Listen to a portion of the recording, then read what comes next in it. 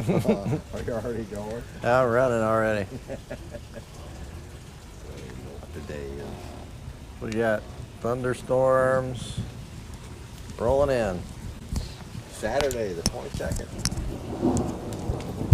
think they just shut it down to 1 unit.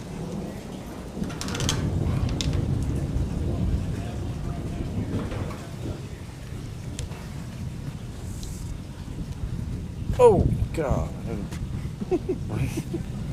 Water down my back. Hold on just a second. God. Oh, get my rug. Okay.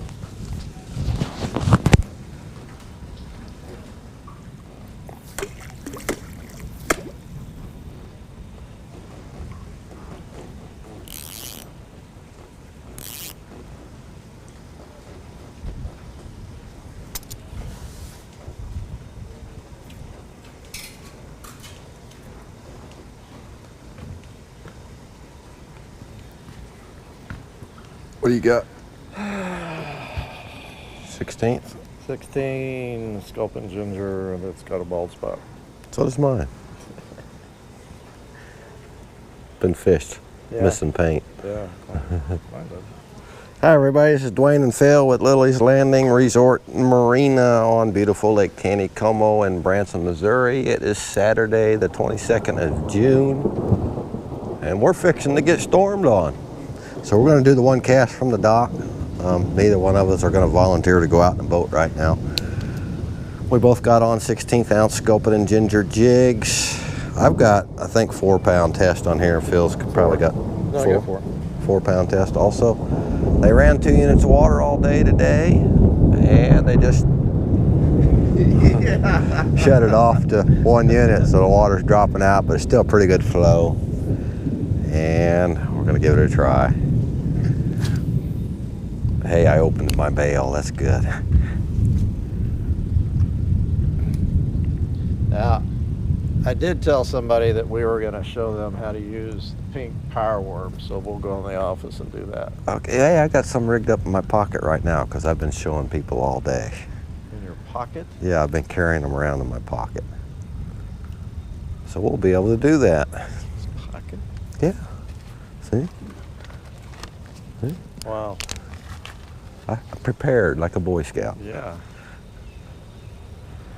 Actually, I forgot they were in my pocket.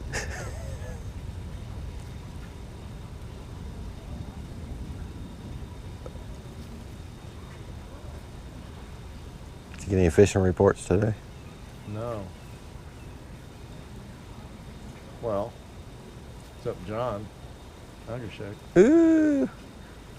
Yeah, he fished worms. I think they fished mainly worms. Oh. And he said he lost 2 nice browns right at the boat, fishing just downstream from here. But that's all I got out of them.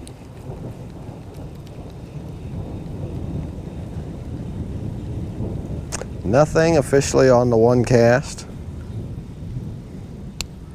Where you at?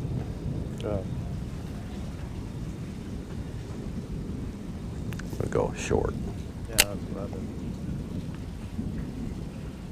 Woo, that one jumped all the way across the sky. These are graphite rods, right? I'm down. You're taller than me.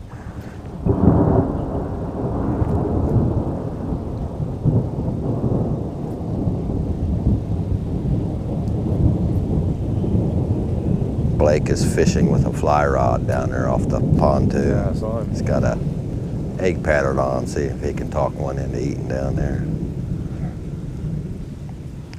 He just came back in.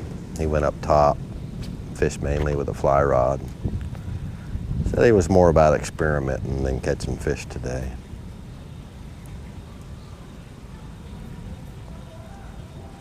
All right, nothing there either.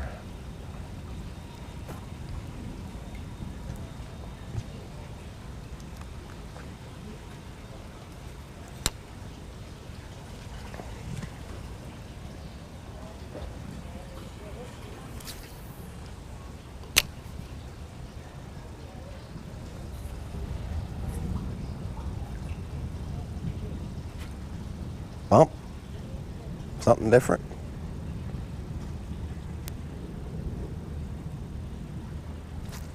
his bottom.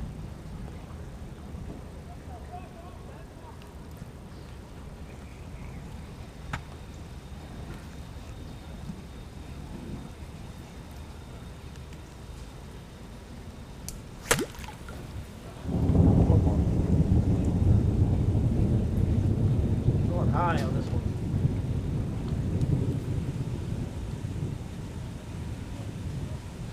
The wind's starting to pick up a little bit up there in the trees.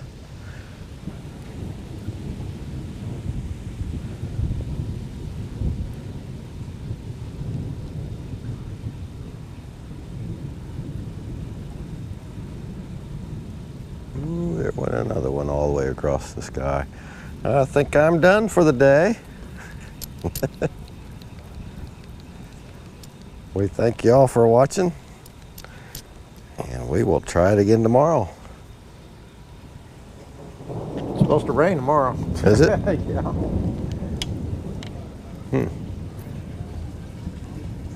As long as it doesn't storm or rain doesn't hurt. You want to know why? Because them fish are already wet.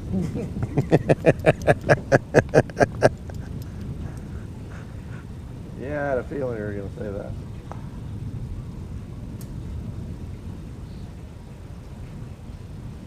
Nothing. There ain't no fish in this lake. Fresh out. Hopefully they stock tomorrow. We'll see y'all later.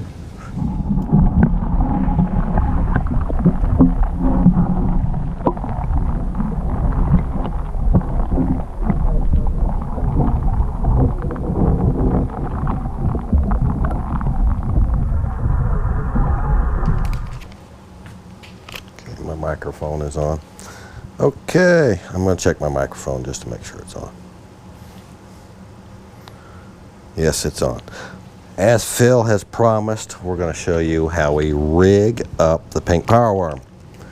They come in a nice package like this, and I have stuffed in there some 1/100th ounce jig heads that we sell. I think they're on the size 10 hook. So we'll need that. We'll need the pink power worms. They come in a long string. Just dropped them like that. And you can see they go from skinny to fat to skinny again. And that's how you separate a whole worm.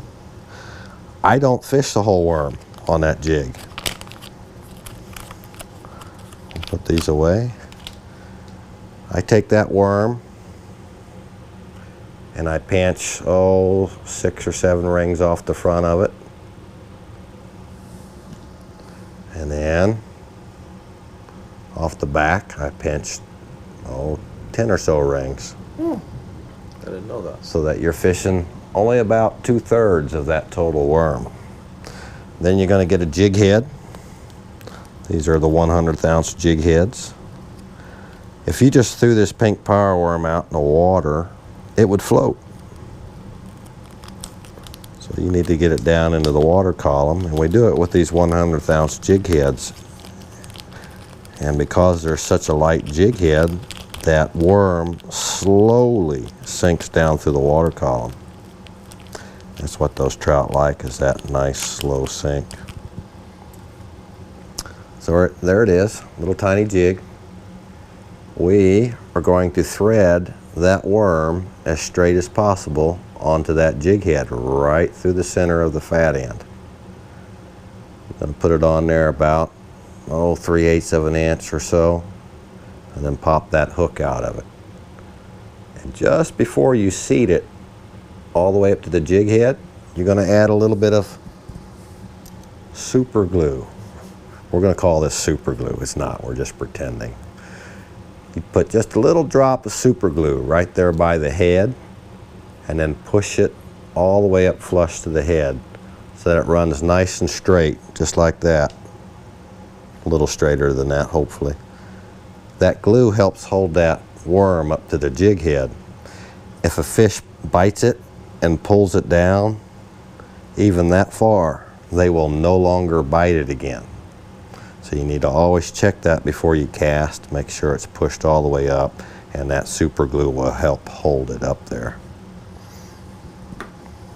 So that's how we rig the worm onto the hook.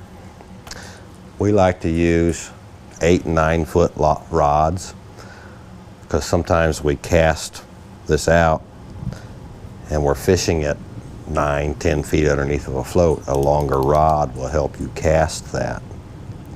So we've got the worm tied to a 2-pound test, and it's all wrapped up in here somewhere.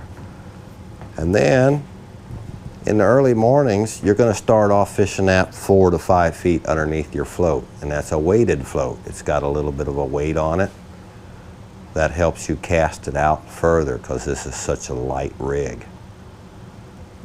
From your 2-pound test, maybe 5 feet of it, you'll want to have 4-pound test up to our braid right here. And this braid to the 4-pound is attached right there. That braid floats on top. That way you can see your line. If you got to mend it like you do in fly fishing and maintain some line control, it's a little easier to do that. If you cast this out here and let it all get sloppy and windy and curvy out there, a lot of slack line, you get a bite and you go to set the hook. If you don't maintain some line control and keep some of that slack out, you won't make contact with the fish. You'll just pull up slack line off the water. So that's why we like that to float, so we can see what it's doing and see if we have to get some of that slack out of it. Also with the braid, I take a lot of people fishing that aren't very experienced, and when they hook into a fish, they'll just start reeling. Got the drag set real light, they're reeling against the drag with just straight monofilament. That would spin the line all up and create all kinds of twists and knots. With braid, it doesn't twist up, so people can just reel as much as they want to reel to get that fish in. Just make sure your drag is set nice and light, that it doesn't break that 2-pound test. Right now, with the water clarity we have, you have to fish from the bobber to the jig 2-pound test in order to get bites. And that's how we rig it up. Thanks for watching.